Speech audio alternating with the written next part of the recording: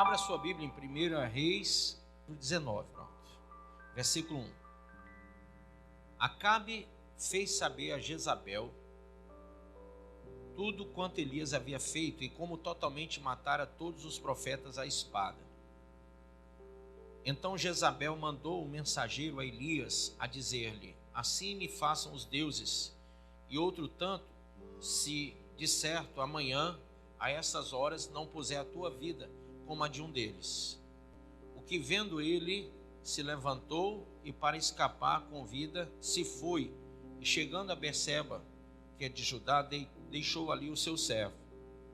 Ele, porém, foi ao deserto caminho de um dia, e foi sentar-se debaixo de um zimbro, e pediu para si a morte. Grife aí. Pediu para si o quê?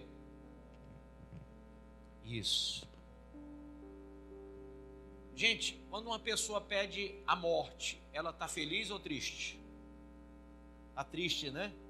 Então, escreva assim do lado: Elias estava triste, com depressão.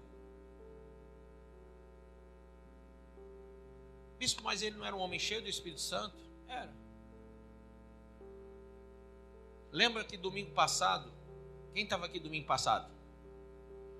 Nós falamos sobre cárceres. Quem estava no domingo passado? Levanta a mão. Quem lembra dos cárceres? Cárceres emocionais, cárceres espirituais. Quem lembra disso? Então, Elias estava cheio da presença do Espírito Santo, mas Elias estava também passando por situações adversas.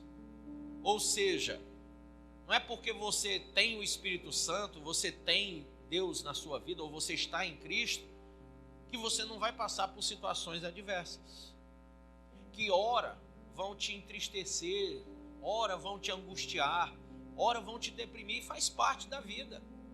Amém? Ninguém quando se converte a Cristo, recebe um S para ser um super crente, super cristão, super pastor. Não, todas as pessoas, elas estão sujeitas às emoções, a tudo aquilo que a vida pode propiciar, seja boa, de coisas boas ou coisas ruins. Amém?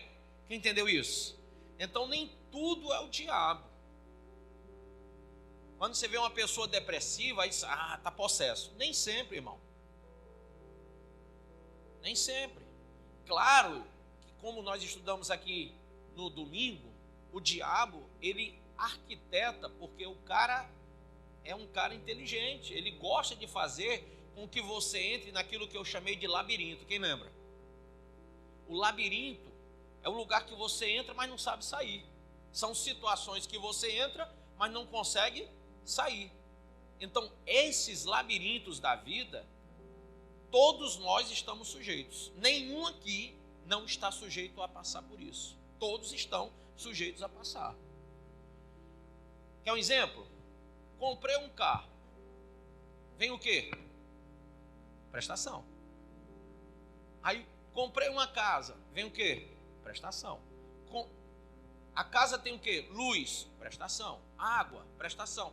Tudo tem. Aí o carro anda com o quê? Combustível. Aí você diz assim: puxa vida, devia ser tudo de graça. Nesse país aí que você encontrou, eu quero que você me convide, eu vou para lá. Então, no mundo tereis aflições, porque os cárceres da vida estão aí abertos.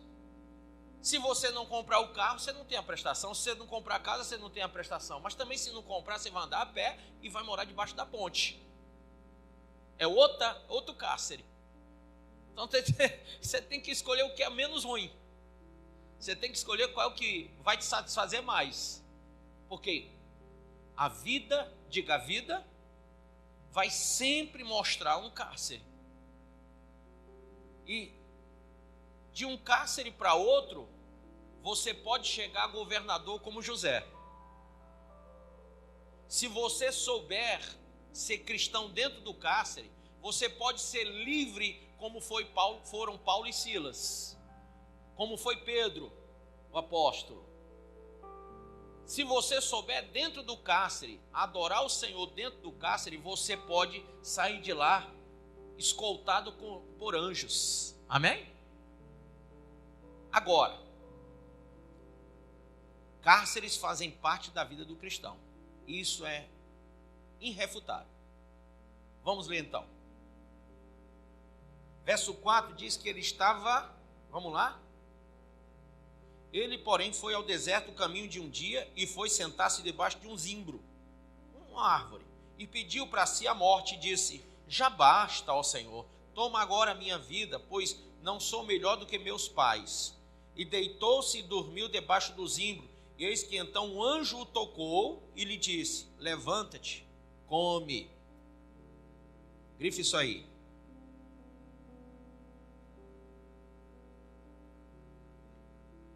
E olhou, e eis que à sua cabeceira estava um pão cozido sobre as brasas, e uma botija de água. E comeu e bebeu, e tornou a deitar-se. E o anjo do Senhor tornou segunda vez, e o tocou, e disse: levanta-te e come, porque te será muito longo o caminho. Amém? Levantou-se, pois, e comeu e bebeu, e com a força daquela comida, caminhou 40 dias e 40 noites até Horebe, o monte de Deus. E ali entrou numa caverna. Uma pessoa depressiva e foragida da vida, uma pessoa que está sentindo que está tudo dando errado, ela quer sair do cárcere. Mas a emoção é um bicho sério. Quando você está sofrendo uma emoção, você pode sair de um cárcere para outro sem nem perceber. E o isolamento sempre é a saída do encarcerado, da pessoa que está com depressão, que está angustiada. Ela quer se isolar. O que foi que ele fez? Ele deixou o moço dele lá na cidade e correu para o deserto. E ele foi se esconder aonde, pessoal? Numa caverna. Amém? Vamos lá. Depois de andar 40 dias e 40 noites, chegou até o Monte Horebe, o monte de Deus, e ali entrou numa caverna e passou ali a noite. E eis que a palavra do Senhor veio a ele e lhe disse: que fazes aqui, Elias? E ele disse: tenho sido muito zeloso pelo Senhor Deus dos exércitos, porque os filhos de Israel deixaram a tua aliança, derrubaram os teus profetas à espada, e só eu fiquei, e buscam a minha vida para me atirarem. E Deus lhe disse: sai para fora e põe-te neste monte perante o Senhor. E eis que passava o Senhor como também uma grande e forte vento que fendia os montes e quebrava as penhas diante do Senhor. Porém o Senhor não estava no vento. E depois do vento, um terremoto, também o Senhor não estava no terremoto. E depois do terremoto, um fogo, porém também o Senhor não estava no fogo. E depois do fogo, uma voz mansa e delicada. E sucedeu que, ouvindo a Elias, envolveu o seu rosto na sua capa e saiu para fora, e pôs-se à entrada da caverna. E eis que veio a ele uma voz que dizia: que fazes aqui, Elias? E ele disse: eu tenho sido em extremo zeloso pelo Senhor Deus. Grife isso: em extremo zeloso pelo Senhor meu Deus. O que quer dizer isso? Qual o motivo da depressão de Elias? O motivo é esse: extremamente zeloso pelas coisas de Deus. Quando você é extremamente zeloso por uma coisa e ela não anda, ela não dá certo, o que é que você faz? Você não fica triste? Quem aqui é dona de casa e é zelosa com a sua casa? Quando chega alguém sujando tudo, derrubando tudo, jogando tudo no chão, pegando o sapato todo sujo de cimento, de areia, e vai só marcando os passos dentro de casa, você olha para aquilo ali, lhe dá logo uma tristeza, uma angústia. Alguém usa panela, usa copo, usa talher e joga ali e vai-se embora e deixa lá tudo sujo para você que acabou de limpar aquilo.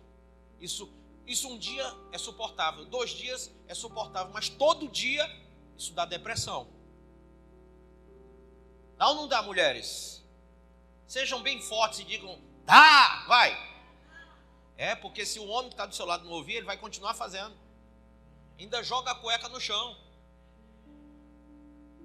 Entendeu? Porque não está nem aí, ele não sabe o trabalho que dá. né? Então, nós temos que ter essa consciência, nós homens, que você chegou, está tudo limpo, tente manter tudo limpo. Eu sei que você é meio ceboso, mas tente tomar banho e não sujar o chão do banheiro todo e não molhar tudo. Bota lá um negócio, um pano para você enxugar os pés, para passar de um canto para o outro. Eu estou com uma mania severa disso. Eu boto o pano, enxugo meus pés, me enxugo na parte do chuveiro, aí saio. Se eu molhar, o mesmo pano que eu usei, eu já passo no chão do banheiro todinho, para poder não ficar a marca dos meus pés em nada lá. Entendeu? Porque eu gosto de deixar o banheiro limpo. E eu fico com raiva quando eu chego no banheiro, que não deram descarga, que não sei o que o pessoal, né, vai usar, não levanta as duas tampas, mas isso é outro assunto, vamos lá. É que vai longe esse assunto aqui. Mas o zelo de Elias fez com que ele ficasse depressivo, porque tudo que ele mais zelou não estava dando certo. Mataram todos os profetas, irmão. Não tinha mais ninguém para trabalhar com Elias, para ajudar Elias. Ele estava só na batalha, sozinho. E agora, ele estava angustiado dentro de uma caverna. E ele diz assim: Senhor, eu tenho sido em extremo zeloso pelo Senhor Deus dos exércitos, porque os filhos de Israel deixaram a tua aliança, derrubaram os teus altares e mataram os teus profetas à espada. E só eu fiquei e busco a minha vida para tirarem. E o Senhor lhe disse: vai, volta pelo teu caminho para o deserto de Damasco. E chegando lá, unge a Azael, rei sobre a Síria, também a Jeú, filho de Nissi, ungirás rei de Israel, e também a Eliseu, filho de Safate, de Abel-Meloá, ungirás profeta em teu lugar. E há de ser que o que escapar da espada de Azael, matá-lo-á Jeú, e o que escapar da espada de Jeú, matá-lo-á Eliseu. Também deixei ficar em Israel 7.000, todos os joelhos que não se dobraram a Baal, e toda a boca que não o beijou. Partiu, pois, Elias dali, e achou a Eliseu, filho de Safate, que andava lavrando com 12 juntas de bois adiante dele, e ele estava com a 12ª. E Elias passou por ele e lançou a sua capa sobre ele. Então deixou ele os bois e correu após Elias e disse: deixa-me beijar meu pai e minha mãe, e então te seguirei. E ele lhe disse: vai e volta, pois sabes o que eu te fiz.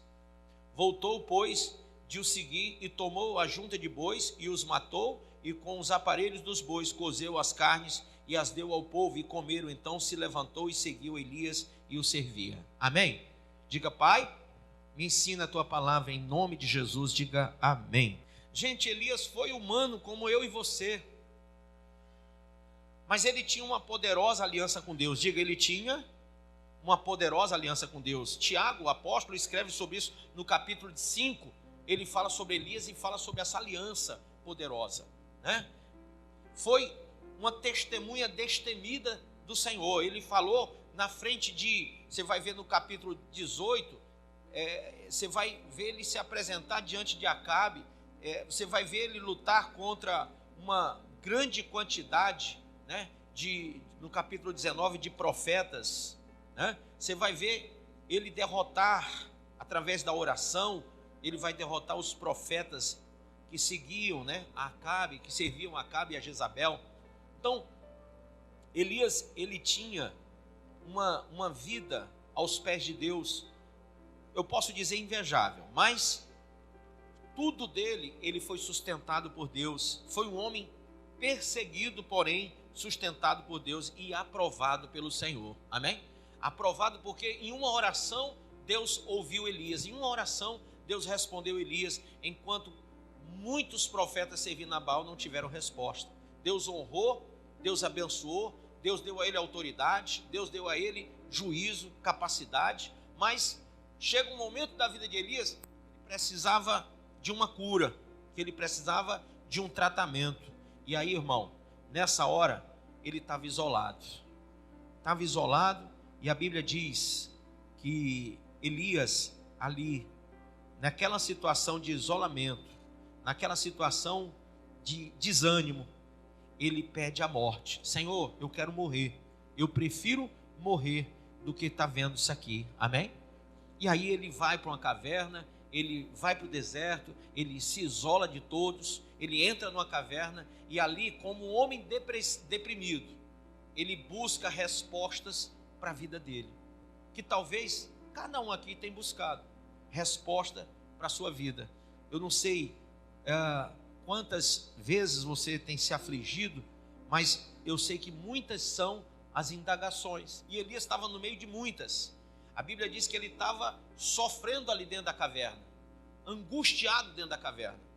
E aí, eu quero que você entenda que Deus é o único terapeuta para essa pessoa que está encarcerada no meio de emoções. Amém?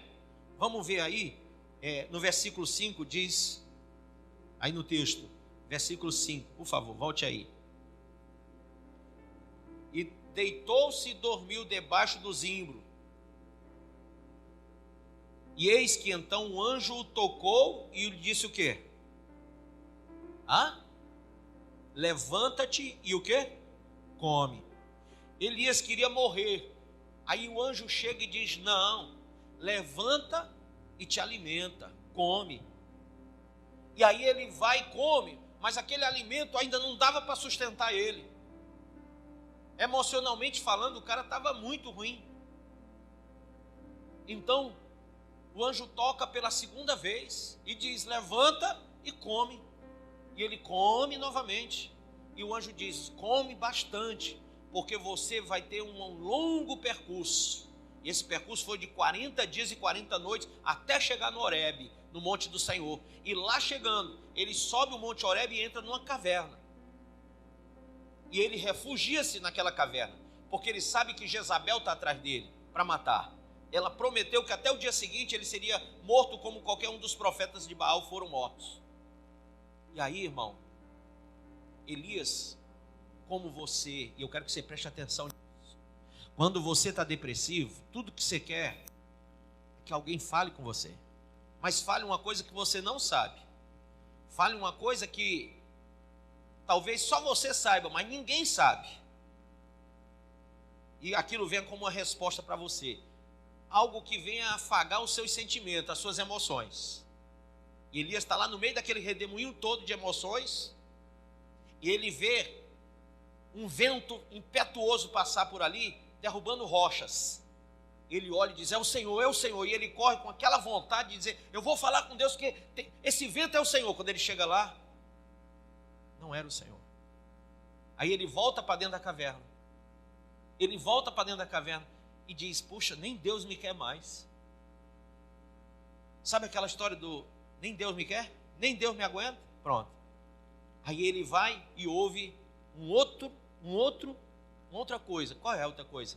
Ele, depois que o vento forte passa, vem um terremoto e se abala toda a estrutura daquela caverna. Ele diz, Deus me ouviu, agora é Ele que veio falar comigo. Não era, era apenas um terremoto. O vento era só um vento, o terremoto era só um terremoto.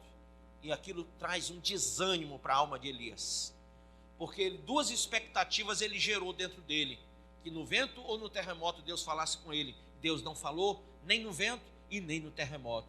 Vem uma terceira coisa, vem o fogo. E Elias lembrou, poxa, agora é Deus, porque ele me respondeu com fogo. Foi o fogo de Deus que queimou o holocausto, que lambeu toda a estrutura de água que havia em torno daquela madeira molhada. Deus me respondeu com fogo uma vez e agora ele vai me responder com fogo outra vez. É Deus. Não era Deus, irmão, era só um fogo. Era só um fogo. O depressivo, o encarcerado, ele fica cego e às vezes até cético. Se demorar muito, ele já não crê mais em nada. E ele tentou salvar a sua emoção, a sua fé, através da sua emoção. Ele vai e olha para o fogo e diz, é Deus. Não é Deus. O terremoto é Deus. Não é Deus. O vento é Deus. Também não. Irmão, quantas vezes você se enganou, pensando que era Deus? Quantas respostas você ouviu e que não era o Senhor? Quantas vezes você está com um problema no seu campo emocional, seja no lado afetivo, seja no trabalho, seja o que for, e você diz, essa porta que se abriu aí é Deus, e não é. Essa pessoa que está me procurando aí, é Deus me respondendo. Esse homem veio para eu casar com ele, essa mulher veio para eu casar com ela, e não é de Deus. Mas no campo emocional você está tão encarcerado, tão angustiado, que tudo que lhe aparecer, você acha que é Deus. Veio um emprego, uma proposta de salário maior, você diz, está vendo Deus me respondendo? Irmão, você tem que ter um pouco mais de paciência para entender Deus. Porque não é o emprego que surgiu, não é a pessoa que apareceu na tua vida, não é o salário que aumentou que seria ou é a resposta de Deus para a tua vida. Não é isso. Na verdade, o que Deus está nos mostrando aqui, no meio da depressão de Elias, é que nada material, nada humano poderia ser resposta de Deus para a vida de Elias naquele momento. Porque o problema de Elias não era no campo humano, não era no campo físico, era no campo emocional. Elias precisava ouvir a voz de Deus e não ver alguma coisa que ele pudesse materializar como Deus na vida dele. Quem está entendendo o que eu estou dizendo? Quantas vezes você se enganou pensando que aquilo ali, aquilo outro, aquela pessoa, aquela outra é a resposta de Deus e não é. E quando as coisas não acontecem do jeito que você esperava, você diz, poxa, eu orei tanto, eu fiz tanto voto, eu fiz tanta coisa, eu imaginei que era mesmo, e não foi. Porque nem o fogo, diga, nem o fogo, nem o vento, e nem o terremoto, era Deus. Depois que os 3 passam, que aquele desalentado homem está talvez acocorado dentro de uma caverna triste, uma caverna escura, no meio das trevas emocionais, ele sentado lá, se acolhendo, talvez com seus braços, tentando se abraçar para passar a dor, o sofrimento que ele estava carregando naquela hora, pedindo a morte. Vem uma voz suave. E a Bíblia fala dessa voz suave. Ele ouve uma voz suave. E agora era Deus. Essa voz suave, ela fala com a emoção de Elias. Ela fala com o sentimento de Elias. O terremoto não poderia falar com o campo emocional. O cárcere era emocional. E um terremoto não ia poder mexer com a estrutura emocional de Elias ali. Mexeu com a estrutura da caverna, mas não a emocional de Elias. O fogo poderia consumir qualquer coisa, mas não os problemas, as dores que Elias carregava no peito. O vento poderia levar qualquer coisa para longe, de certo que não o que Elias estava passando, mas aquela voz suave que ele ouve começa a curar o seu coração. E Deus vai logo perguntando para ele. Deus vai perguntar aqui para ele assim: o que você está fazendo aqui? Olha que coisa. O que você está fazendo aqui? Pergunta para o seu irmão: o que você está fazendo aqui? No meio desse terremoto, no meio desse fogaréu, no meio desse vento impetuoso, o que você está fazendo aqui? Dentro dessa caverna tenebrosa, no meio dessa angústia, o que você está fazendo aqui? Deus faz uma pergunta, até eu posso dizer capciosa, porque Deus sabe de tudo, mas Deus pergunta para ouvir a alma de Elias falar com ele. E a alma, ela vai vomitar a emoção que está dentro. Quando a gente fala que a boca fala o quê? O coração está cheio. Então naquela hora Elias vai falar o que estava dentro dele. E o que estava dentro dele? Senhor, eu tenho sido tão zeloso com a tua obra. Eu tenho sido tão zeloso com as coisas do Senhor. Mas Acabe e Jezabel mataram todos os profetas. Destruíram todos os altares. Todos os locais altos que foram erguidos para a adoração do Senhor, eles destruíram, Senhor. E agora eles estão procurando me matar, tirar a minha vida. Olha como é que estava a emoção desse cara. Ele estava aflorando a pele, a emoção. Ele viu todos os seus companheiros morrerem. Sabe o que é para um ser humano? Porque ele era um ser humano que nem eu e você. A gente fica pensando no super Elias, no homem que ressuscitou mortos, no homem que não sei o quê, que chegou 50 capitães, ele morreu. Todo mundo pensa no homem poderoso, cheio da unção. Irmão, qualquer homem, inclusive Jesus, que veio em carne e habitou entre nós, a Bíblia diz que Jesus chorou quando chegaram e disseram: Lázaro é morto. Emoção faz parte, seja de quem for, seja de quem for. O próprio Deus, Deus Pai, que é espírito e vida, a Bíblia fala que ele se ira. A Bíblia fala que no momento que Jesus estava sendo crucificado, ele não pôde olhar para aquele lugar, ele não suportou olhar para a dor e para o pecado do mundo ali em Cristo, no seu Filho, sofrendo tudo. Ele virou o rosto e Jesus olha e se cumpre o Salmo 22 e diz: Eli, Eli, lema sabachthani, chorando, gemendo de dores. Jesus no Getsemane chorou e suou pelos poros sangue. Então, a emoção extrema, não sei se você sabe, mas quando uma pessoa está num extremo estado emocional, ela pode até liberar sangue pelos poros. Imagine Jesus estava com medo, irmão. Uma morte de cruz não é fácil, e ele sabia que doía. Tem gente que pensa em Jesus, o super Cristo. Não, ele veio em forma de homem, ele veio com a emoção de homem, ele veio com dores de homem. Então, tudo que Jesus sentia, eu e você sentíamos. Se ele levava uma topada, ele sentia a dor da topada. Aqueles escravos entraram e doeram muito. Aquelas chibatadas rasgavam e doíam muito na pele dele. Toda acusação, tu é Beuzebu, tu é filho do cão, tu é não sei o quê, ladrão, isso tudo doeu muito em Jesus. Quando quiseram matar ele lá em Nazaré, e ele saiu no meio do povo em espírito, quiseram jogar ele lá de cima do penhasco, isso doeu em Jesus. Então, se você pode imaginar, a Bíblia diz que em Isaías 53, homem de dores, quando fala de Jesus, homem de dores, homem de sofrimento, homem rejeitado, o mais rejeitado entre os homens. Imagina isso? Então Elias estava precisando de uma terapia, amém? Quando Deus viu Elias naquela situação, Deus acode ele com uma voz suave.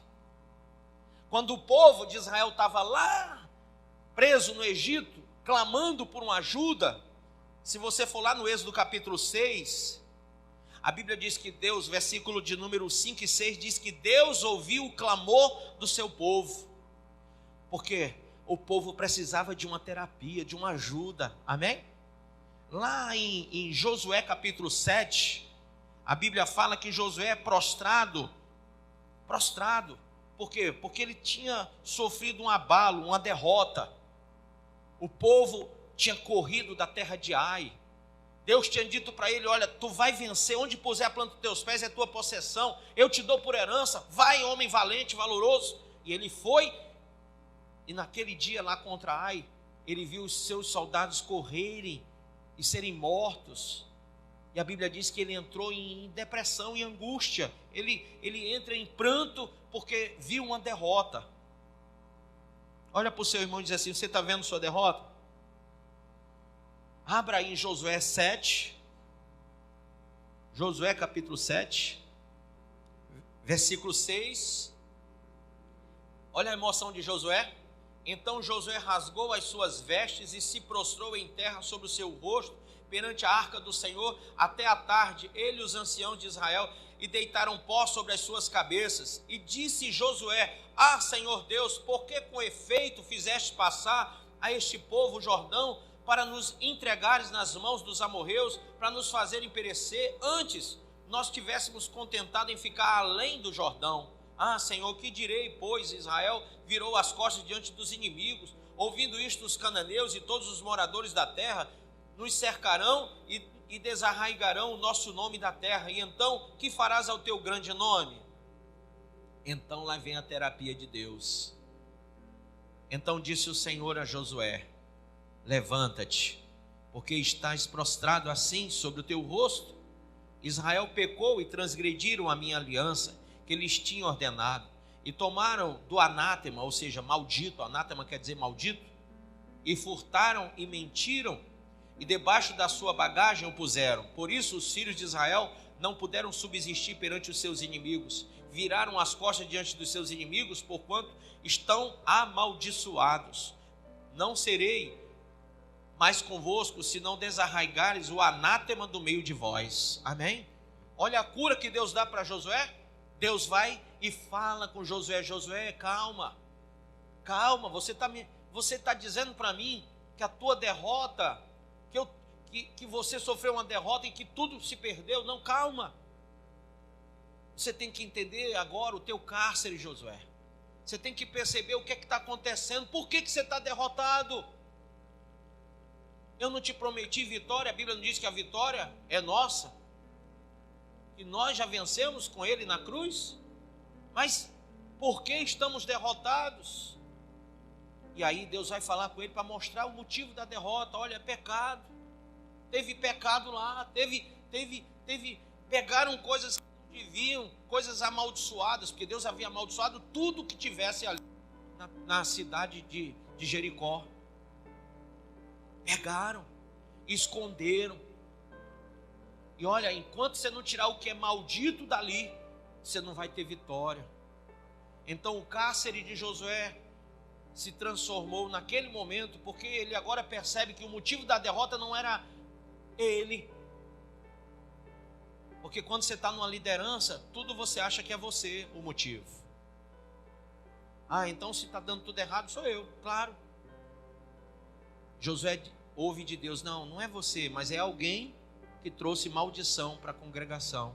E essa maldição tem que ser tirada, desarraigada, senão não vai ter vitória. E aí Josué vai correr atrás de saber quem foi que trouxe maldição para o povo. Quem foi que fez o que não devia, que pegou o que não podia? Encontrou o Acã. Toda a família de Acã estava escondendo coisas que não eram amaldiçoadas por Deus, irmão.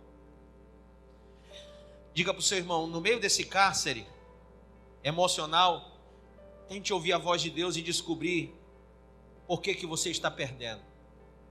Por que você está em derrotas. E tente descobrir onde está a maldição. Vá atrás de saber onde está a maldição. E desarraigue a maldição. Arranque a maldição da sua casa, do seu casamento, da sua igreja, da sua família, da sua vida emocional. Tire o que Deus condena da sua vida, da sua existência. Você tem que descobrir. Não adianta só ficar rasgando as vestes. Não adianta ficar chorando o leite que se derramou. Você vai ter que descobrir aonde está a maldição. E quando você encontrar, você vai ter que tirá-la de lá. Amém?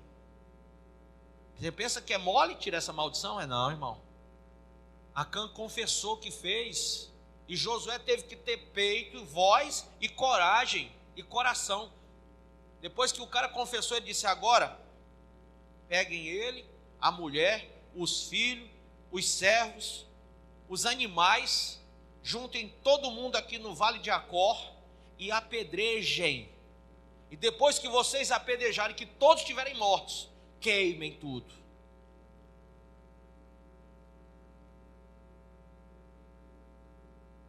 Isso não é fácil. Isso é duro. Mas tem hora que você, como líder da sua casa, você como líder, você vai ter que desarraigar emoções, frustrações. Parece uma coisa, quanto mais você vai mexendo naquela cumbuca, mais coisa ruim você vai encontrando. E sofre, e dói, e geme, mas você vai ter que arrancar tudo lá de dentro. Porque uma dor de barriga não se cura na primeira vomitada. Você vai ter que vomitar um bocado. Enquanto tiver coisa ruim lá dentro, você vai ter que botar para fora. Não é fácil. Mas faz parte da terapia de Deus nos fazer ir atrás do que está dando derrota para a nossa vida. Eu fico triste quando tem gente que sabe a palavra, sabe a verdade e diz: mas por quê? Caramba, olha aí, está na tua frente a resposta. está na tua boca e no teu coração, não está distante de ti, não está lá do outro lado do mar, não está em canto nenhum, está na tua boca e no teu coração. A palavra de Deus está bem aí. Ele não vai falar com terremoto, não vai falar com fogo, não vai falar com vento, ele vai falar suave. O problema é quem quer ouvir a voz do Senhor. Isaías 53, verso 1, se eu não me engano, diz: quem deu ouvidos à nossa voz? Quem quer ouvir a palavra do nosso Deus? Então, na verdade, Deus tem falado com você no meio do seu cárcere, no labirinto que você está. Deus quer mostrar a você que você pode ir atrás e descobrir aonde está o maldito, aonde está a maldição, aonde está o ruim, a coisa ruim que está te prejudicando. E você vai ter que parar no meio desse cárcere, porque não adianta você ficar atribuindo a tua derrota a ninguém. Você tem que olhar e perceber onde está o Acã. Amém? Aonde está o teu Acã? Algo que é tão emocional para você que você não consegue se liberar. E você vai ter que ser muito forte para se liberar daquilo, para destruir aquilo. Sansão estava cego lá no livro de Juízes, capítulo 16. E no meio da sua cegueira, ele recebe força de Deus. Lá em Juízes 16, verso 22, a Bíblia diz assim: e o cabelo da sua cabeça começou a crescer como antes de ser rapado. Amém? Mas sabe onde é que ele estava? No moinho. Uma grande pedra, ele rodava. A vida dele era rodar aquele moinho, aquela grande pedra. Quando a tua vida está em círculos, que você pensa que vai para algum lugar com o que você está fazendo e não vai para canto nenhum. Você pensa que vai alcançar alguma coisa e não alcança nada. Era a vida de Sansão ali. Ele estava muito abatido. E no meio da sua cegueira, do seu abatimento, da sua inércia emocional, ele muito paralisado e ao mesmo tempo em movimento físico, só em movimento físico, mas emocionalmente totalmente abalado, porque a mulher que ele amava traiu ele. A mulher para quem ele abriu o coração traiu ele, trocou ele por dinheiro. Ele perdeu a visão, ele perdeu a força, ele perdeu a mulher. Ele foi bombardeado de todos os lados. Ele deixou de ser juiz de Israel naquela hora. Ele deixou de ser o grande Sansão. Ele se tornou a presa dos filisteus. E agora a sua vida está em círculos. Círculos. Esses círculos que ele estava dando era o seu cárcere físico e emocional. Ele tinha todo o tempo para rodar e saber o que ele tinha feito. Ali no meio daquilo tudo, Deus começa a dar novamente força a Sansão. Amém? Então eu creio que no meio do teu cárcere Deus pode restabelecer força. Lá em Atos 23, Paulo estava desencorajado e o Senhor o encoraja, irmão. João, exilado na ilha de Pátimos, a Bíblia fala lá em Apocalipse 1, verso 17 e 18, Deus fala e revela-se a João no meio de chibatadas, no meio de cárceres, no meio de isolamento. Deus se revela a João. Então, por que eu estou dizendo tudo isso para você? Eu não sei por que você muitas vezes se isola do caminho de Deus. A Bíblia diz que o caminho de Deus é perfeito e restaura a tua alma.